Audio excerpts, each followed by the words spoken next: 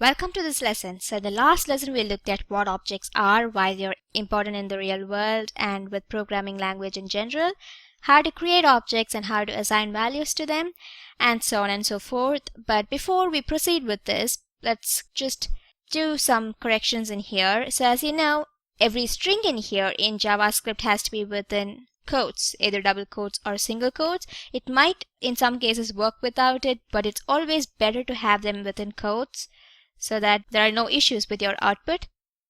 Alright, so let's include all of it in quotes first.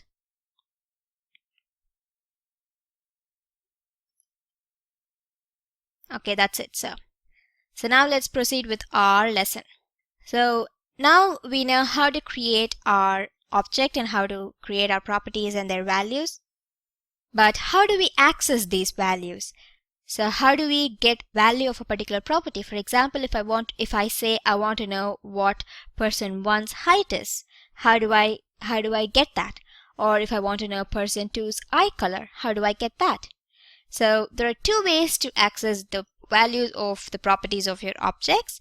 So the first way is like this. So the object name dot property name. So whenever you give object name dot property name, so your browser goes into this particular object, it accesses the object and then it looks at the property name. Okay, so if the property name was name, it'll spit out the name of that particular person, as in it'll spit out Susan in here, okay, without the quotes of course.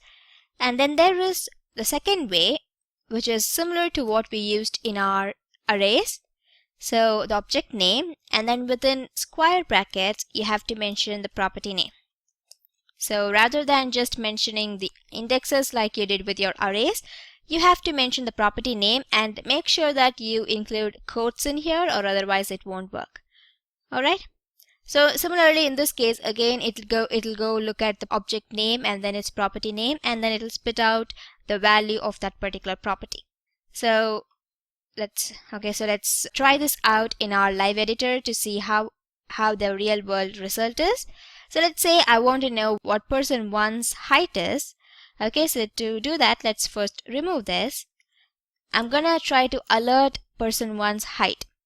As I told you, with the first method you have to call the person with their object, so person 1, and then ask for their property that you want the value for, that is height. You don't have to specify any parentheses or anything in here, it's just height. Alright, so let's see what happens. Let's save this. Alright, okay, so it's already here. So let's refresh. So I made a mistake in here, so it's giving out undefined in here. That's because height as such is not a property of object. So if you try to access properties that weren't created in your object, you'll get an undefined like you did in this case. Why? That is because your properties or anything in JavaScript in general is actually case sensitive. So capital letters and small letters, they're different. So this particular height is different from this particular height. So let's give the proper property.